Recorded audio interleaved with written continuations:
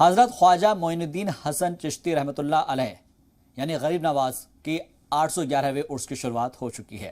چاند دیکھنے کے بعد خواجہ غریب نواز کی مزار کو پہلا غسل دیا گیا اور اسی کے ساتھ درگاہ کے مذہبی رسومات کی شروعات ہو گئی ہے۔ اس موقع پر درگاہ کی محفل خانے میں پہلی محفل سما کا انعقاد کیا گیا۔ درگاہ کے شاہی قوالوں نے صوفیانہ کلام پیش کیے۔ درگاہ دیوان کی صدارت میں ہوئی اس محفل میں عقیدت مندوں نے کثیر تعداد میں شرکت کی۔ دیر رات تک چلی اس محفل میں عقیدت مند بادب بیٹھے رہے۔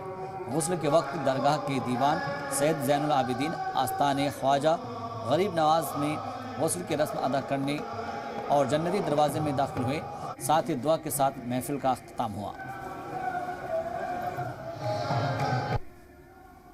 اندرات کے اندر آج پہلی محفل ہے۔ پہلا مزار اقدس کو غسل دیا گیا ہے۔